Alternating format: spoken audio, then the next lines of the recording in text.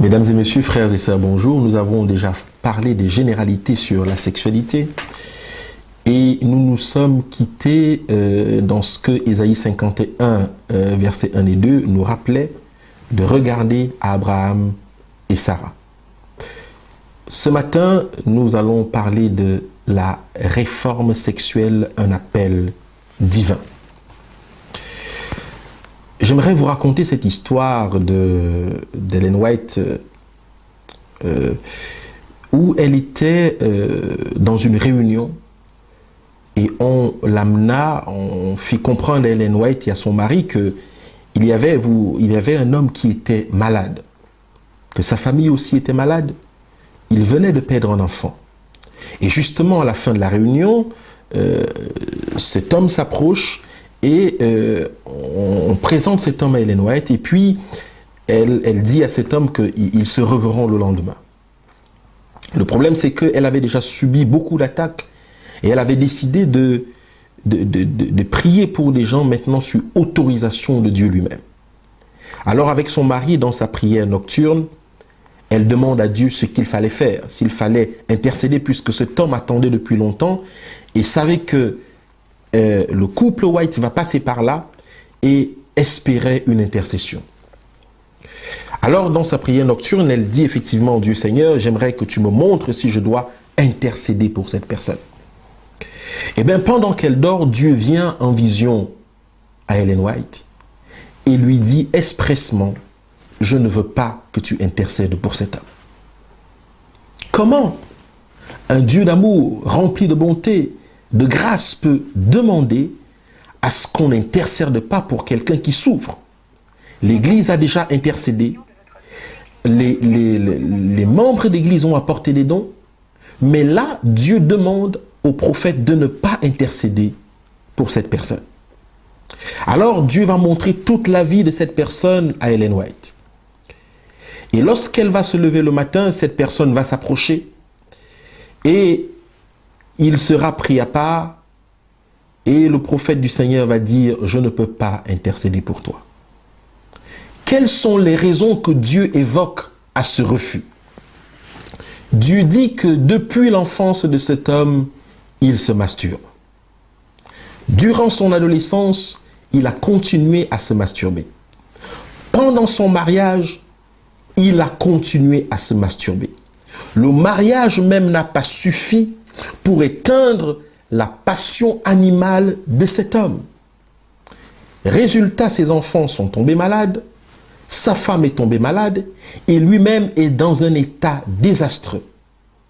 Et d'ailleurs, le texte continue en disant que il va regretter cette affaire, mais il va recommencer.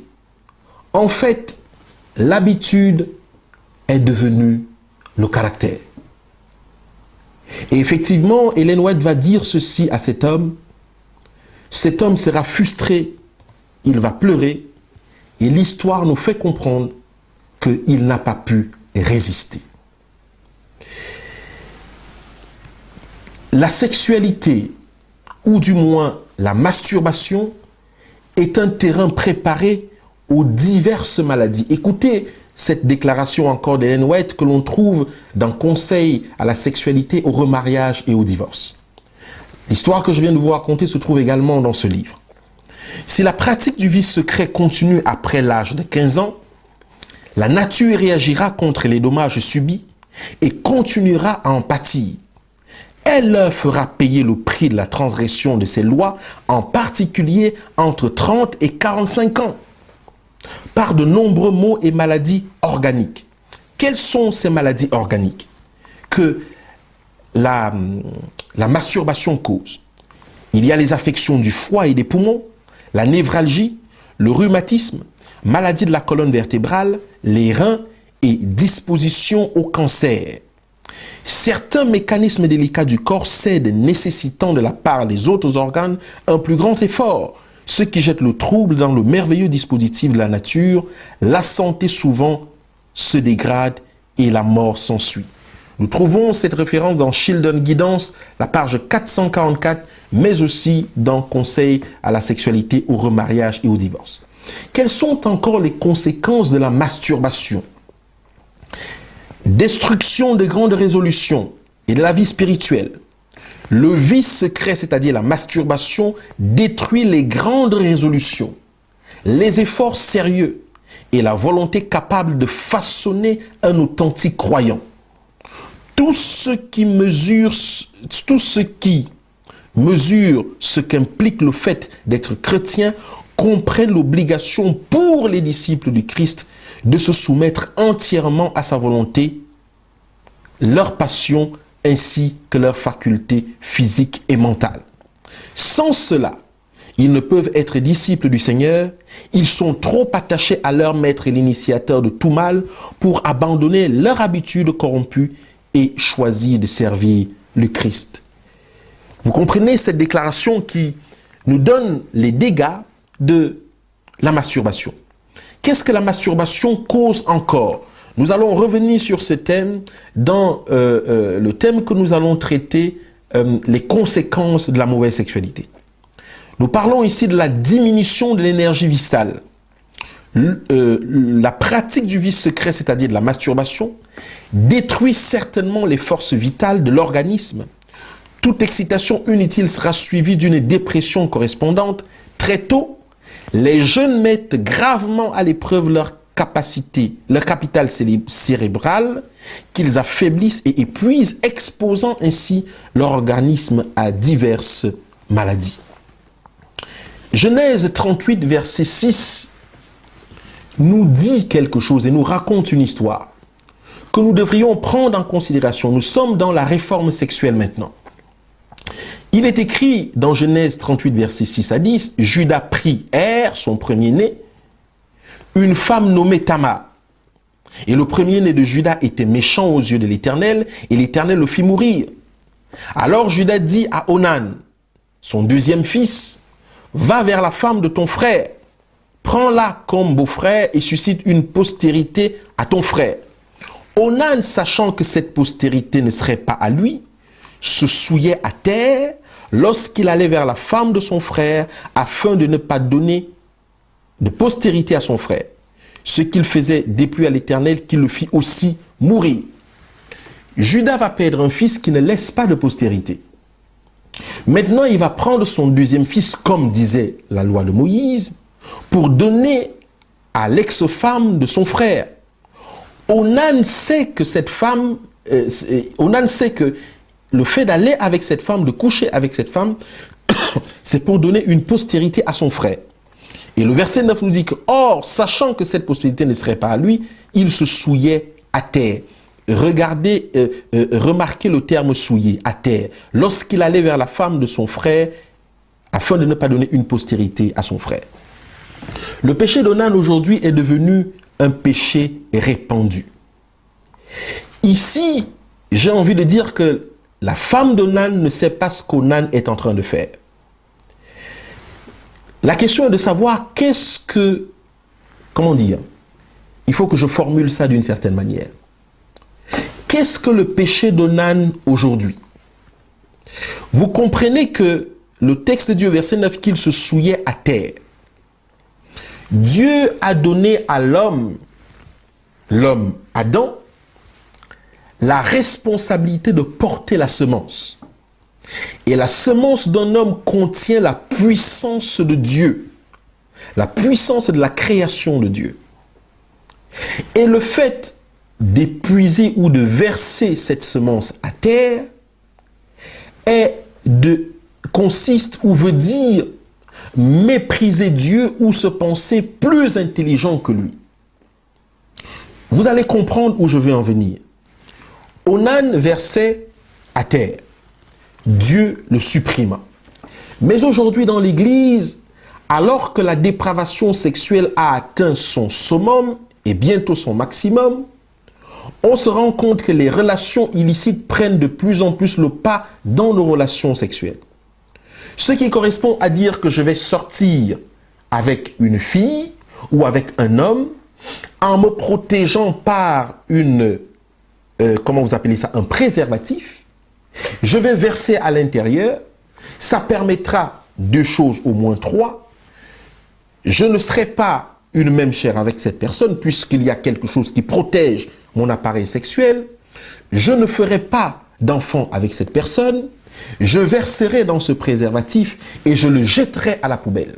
Exactement ce que Onan faisait, sauf que lui, il le versait à terre à l'insu de Tamar. Mais cette fois-ci, ça se fait d'une manière légale. Et les gens vivent comme ça des années, dans l'église, à l'extérieur de l'église, pensant que le Seigneur ne tient pas compte de ça. Écoutez le texte.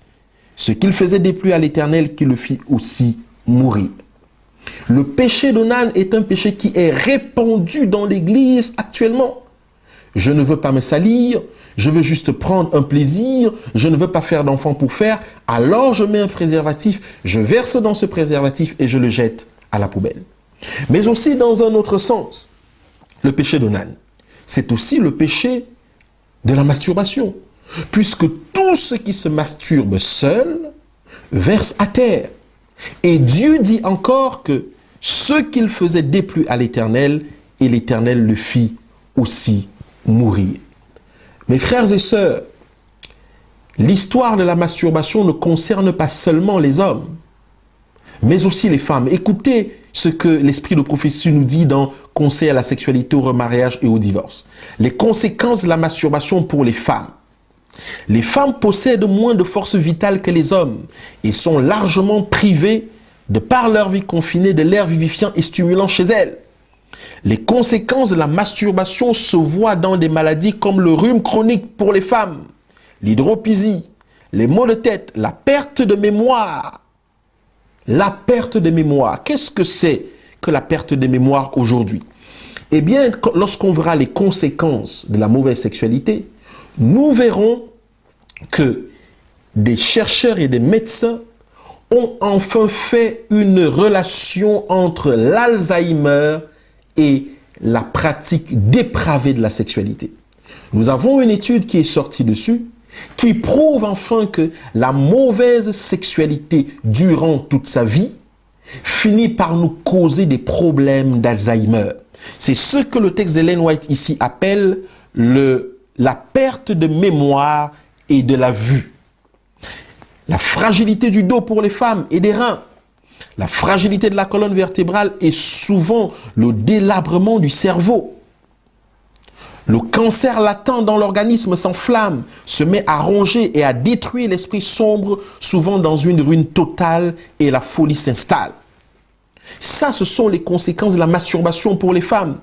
Et les femmes se masturbent beaucoup plus que les hommes parce qu'elles sont beaucoup plus en contact avec leur appareil sexuel.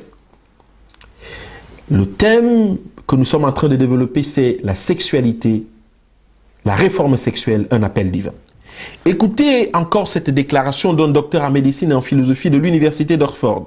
Il déclare ceci. David Oribin. Le sperme renferme une quantité de zinc, telle qu'une seule éjaculation peut éliminer la totalité du zinc absorbé quotidiennement par l'intestin. Les conséquences en sont nombreuses.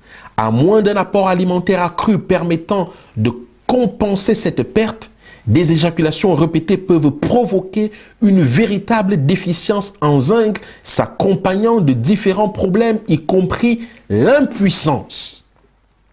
Frères et sœurs, ça, c'est les conséquences de la masturbation, y compris l'impuissance. Il continue à dire, vu l'importance du zinc pour le cerveau, les moralistes du 19e siècle avaient peut-être raison de dire que la masturbation répétée pouvait rendre fou. Oui, la masturbation peut rendre fou, rend notre cerveau en carton, nous empêche de discerner les vérités spirituelles. Si nous ne sommes pas encore fous mentalement, nous sommes fous spirituellement. Cette déclaration ressemble à celle faite par Karl C. Plifferd, docteur en philosophie et en médecine. Dans son livre sur le zinc, il est écrit « Nous réprimions à le dire, mais chez un adolescent manquant de zinc, l'excitation sexuelle et la masturbation excessive peuvent précipiter la folie. » Ce sont des véritables déclarations qui devraient nous amener, mes frères et sœurs, à contrôler ce que font nos enfants.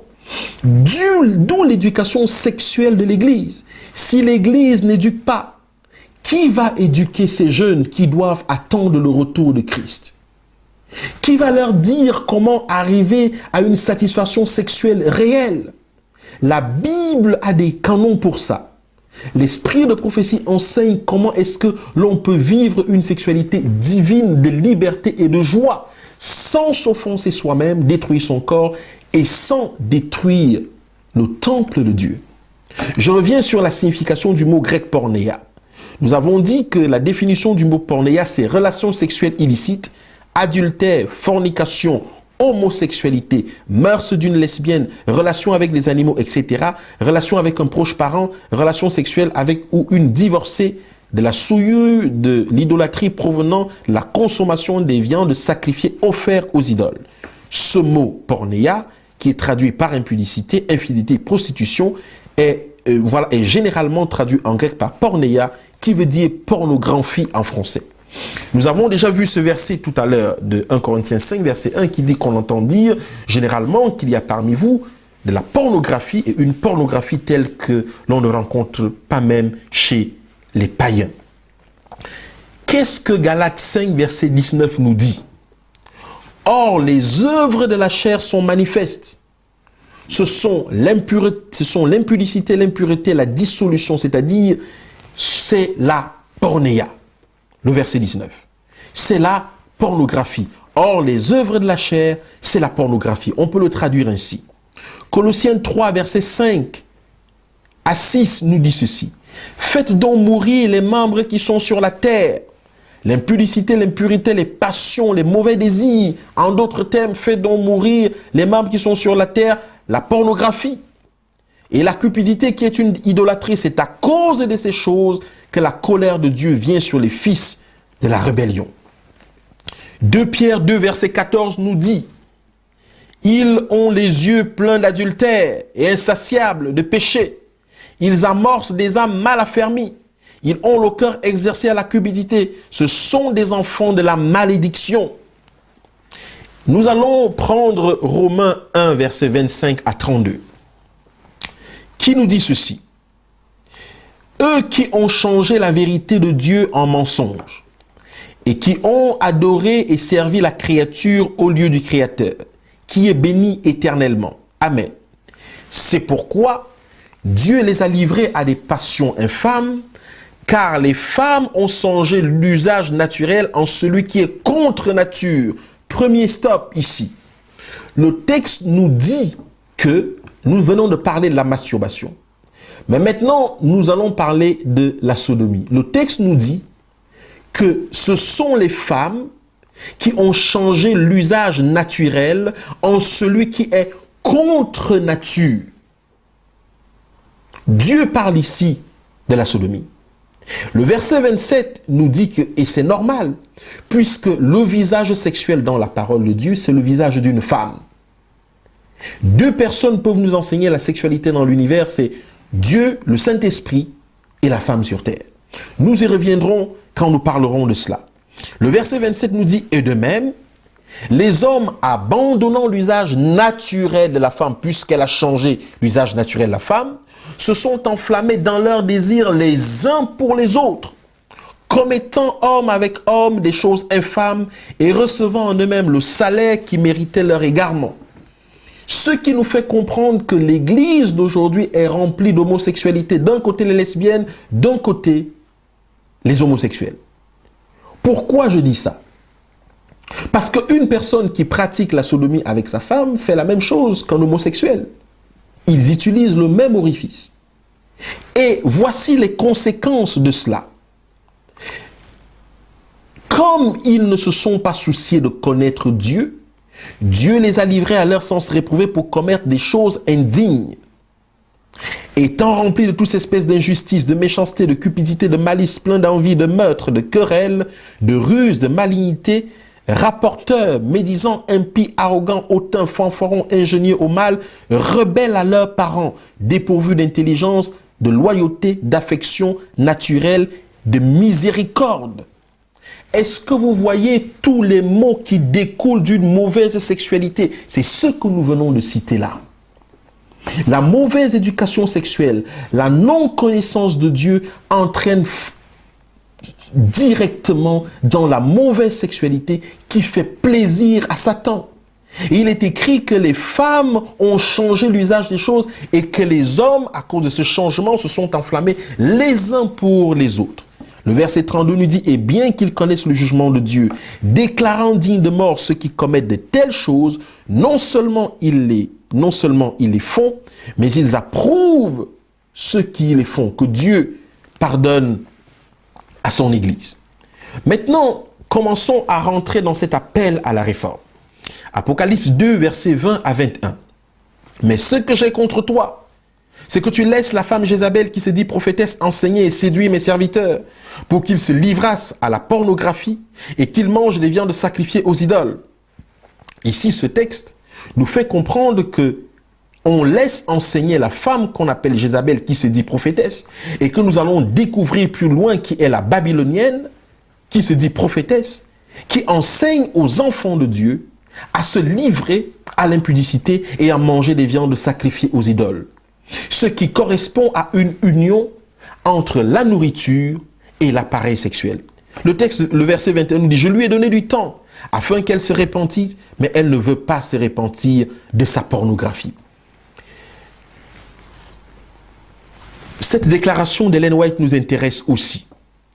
Les femmes instruments de la tentation deviendront des tentatrices et mettront tout en œuvre pour attirer à elles l'attention des hommes. Elles chercheront tout d'abord à gagner leur sympathie, puis leur affection, afin de les inciter à transgresser la loi divine. Ceux qui ont avili leurs pensées et leur affection en les plaçant sur un terrain interdit par la parole de Dieu, n'hésiteront pas à déshonorer les seigneurs par toutes sortes d'idolâtries et Dieu les abandonnera à leurs affections dépravées. Nous trouvons ça dans le Conseil à la sexualité, au remariage et au divorce. Écoutez la définition que l'esprit de prophétie donne d'une prostituée dans le même livre. Elle dit ceci. N'avons-nous pas affaire là à un culte idolâtre de la pire espèce? Les lèvres louent et adorent une créature pécheresse, avec des paroles d'affection et d'adulation, qui n'appartiennent qu'au Seigneur. Les facultés solennellement consacrées à Dieu sont là pour satisfaire à une courtisane, une femme prête à accepter les hommages d'un autre homme que son mari. Charmée par un flot d'expression, de tendresse et d'adoration, une telle femme est une adultère, une prostituée. Testimonies to the Ministers and Gospel Workers, page 434-435. Voilà ce que l'esprit de prophétie définit comme une prostituée. Une femme qui accepte des louanges et les honneurs d'un autre homme que ceux de son mari. Elle dit qu'une telle femme est adultère et prostituée. Continuons dans notre appel à la réforme. Nous sommes dans Apocalypse 14. À partir du verset 8, nous sommes dans le message des trois anges. Apocalypse 14, à partir du verset 8, on peut même commencer à partir du verset 7. Il disait d'une voix forte, « Craignez Dieu et donnez-lui gloire, car l'heure de son jugement est venue, et adorez celui qui a fait le ciel et la terre, et la mer et les sources d'eau. » Maintenant, le verset 8, « Un autre ange, un second ange suivit en disant, elle est tombée, Babylone la grande, qui a abreuvé toutes les nations du vin, de la fureur, de son impudicité. » Alors ici, nous allons expliquer un certain nombre de termes. Alors, le vin, ici, c'est la doctrine. Le vin, dans la partie prophétique, bien sûr, le vin veut dire doctrine. Et le texte nous dit qu'un autre ange, un second ange suivi en disant, elle est tombée, Babylone la grande, qui a abreuvé toutes les nations de la doctrine, de la fureur, de sa pornographie, puisque nous avons traduit impudicité par pornographie. Le texte nous dit donc, et un autre ange, un second ange suivi en disant, elle est tombée, Babylone la grande, qui a abreuvé toutes les nations du vin, de la fureur de son impudicité, de sa pornographie. Et un troisième ange le suivit en disant d'une voix forte, si quelqu'un adore la bête et son image et reçoit une marque, ainsi de suite, ainsi de suite. Mais le verset 8 nous intéresse. où on nous fait comprendre que la babylonienne est tombée et elle a abreuvé toutes les nations de la doctrine de la fureur de sa pornographie. En d'autres termes, la sexualité que le monde entier pratique aujourd'hui est la sexualité babylonienne, puisqu'elle a abreuvé toutes les nations du vin, c'est-à-dire de la doctrine de la fureur de son impudicité. Apocalypse 17, versets 2 à 5 nous dit: c'est avec elle que les rois de la terre se sont livrés à la pornographie. Et c'est de la doctrine de sa pornographie que les habitants de la terre se sont enivrés. On parle de la babylonienne. La babylonienne, c'est qui exactement? La babylonienne, c'est la femme de Satan.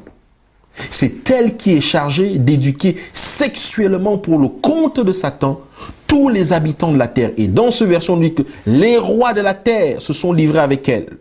Et les habitants se sont livrés avec elle aussi. Au verset 3, il est écrit: il me transporta en esprit dans un désert et je vis une femme, la femme de Satan, assise sur une bête écarlate, pleine de noms de blasphème, ayant 7 têtes et 10 cornes.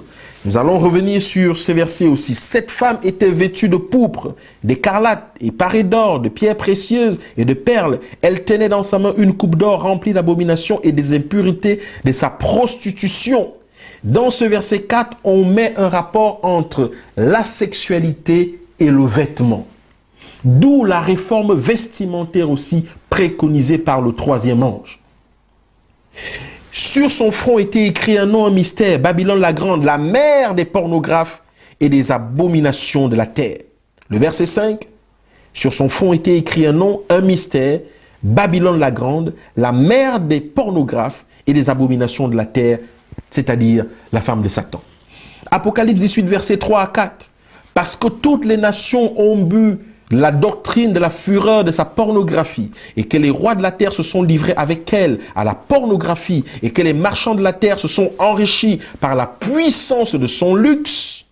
Et j'entendis du ciel une autre voix qui disait: sortez du milieu d'elle, mon peuple, afin que vous ne participiez point à ses péchés et que vous n'ayez point part à ses fléaux.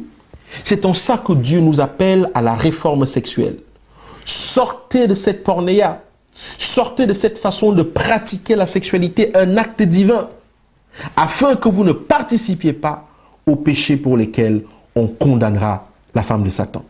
Apocalypse 19, verset 9 nous dit: et tous les rois de la terre qui se sont livrés avec elle à la pornographie, au luxe, pleureront et se lamenteront à cause d'elle, car ils verront la fumée de son embrasement. Apocalypse 21, verset 8.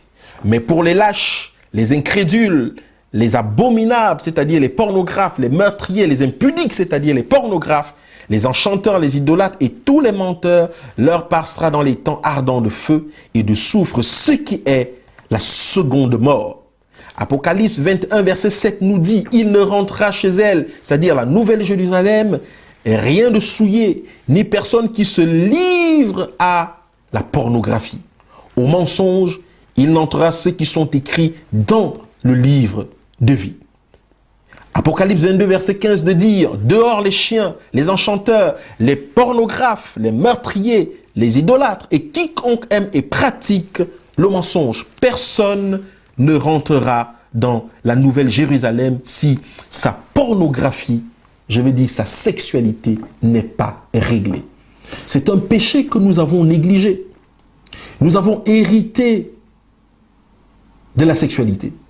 Nous n'avons pas été éduqués dans la sexualité, mais Dieu le dit: personne ne rentre au ciel si son problème sexuel n'est pas réglé. Apocalypse 12, verset 1, là nous venons de voir la description de la femme de Satan qui tient la sexualité de la terre. Maintenant, Apocalypse 12, verset 1 nous dit qu'un grand signe parut dans le ciel, une femme enveloppée du soleil, la lune sur ses pieds et une couronne de 12 étoiles sur sa tête. Remarquez qu'avec Apocalypse 17, il y a une grande différence ici entre la manière dont la femme de Satan est habillée et la manière dont l'épouse de Christ, l'Église, est habillée. Genèse 3, verset 15 nous dit ceci: je mettrai inimitié entre toi et la femme, entre ta postérité et sa postérité. Celle-ci t'écrasera la tête et tu lui blesseras le talon. Ce qui veut dire qu'à partir du péché, notre sexualité dépend de deux femmes. Notre sexualité dépend de deux femmes. La babylonienne, qui est la femme de Satan, et la femme d'Apocalypse 12, qui est l'Église de Dieu. Je mettrai inimitié entre toi et la femme, entre ta postérité et sa postérité. Celle-ci t'écrasera la tête et tu lui briseras le talon. Dieu va faire cette déclaration. Et Satan va comprendre que la postérité de la femme va écraser sa tête. Et si la postérité de la femme écrase sa tête, il ne peut pas mordre le talon. Pour qu'il morde le talon, il lui faut une postérité à lui aussi. Et voilà pourquoi, alors que Dieu va avoir sa femme, son épouse, qu'on appelle l'Église, la Nouvelle Jérusalem, Satan va se créer aussi une épouse que l'on appelle la babylonienne. Et désormais, tout acte sexuel que nous commettons est partagé entre ces deux femmes. Soit la femme de Christ, l'Église, qui a la bonne sexualité et qui est habillée de la bonne manière, soit la babylonienne, la femme de Satan, qui nous enseigne comment faire un certain nombre de choses. Et c'est pour ça qu'Éphésiens va revenir en disant, c'est pourquoi l'homme quittera son père et sa mère et s'attachera à sa femme, les deux deviendront une seule chair, ce mystère est grand. Je dis cela par rapport à Christ et à l'Église. Nous finissons par ce verset de Jean 17, verset 21, qui nous dit, afin que tout soit un, comme toi, Père, tu es en moi, et comme je suis en toi, afin qu'eux aussi soient un en nous, pour que le monde croie que tu m'as envoyé. Dieu compte sur la fusion d'un homme et une femme. Dieu compte sur le fait que l'homme quittera son père et sa mère et s'attachera à sa femme. Ils seront un et le monde croira que Dieu a envoyé Christ sur terre. Un dans l'unité avec Dieu le Père, Dieu le Fils et Dieu le Saint-Esprit. Notre sexualité vient de quelle femme? La babylonienne, la femme de Satan? Ou la femme d'Apocalypse 12, la femme de Christ? Où avons-nous appris les actes sexuels que nous pratiquons maintenant? Galate nous a dit tout à l'heure, Jean 3, 3 à 7 nous a dit tout à l'heure, ce qui est chair est chair, et ce qui est esprit est esprit. L'acte sexuel charnel ne change pas lorsqu'elle est dans un couple, parce que vous êtes mariés. Si l'acte sexuel au départ vient de la babylonienne, même en le pratiquant dans le couple, ça demeurera un acte sexuel babylonien. Pareil pour l'acte sexuel divin. Alors, où avons-nous appris notre sexualité? Mes frères et sœurs, que la paix soit avec vous et que le Seigneur nous aide à comprendre par les Écritures la puissance de sa parole et la réforme à laquelle il nous appelle, la réforme sexuelle, parce que la gloire de Dieu en dépend. Amen.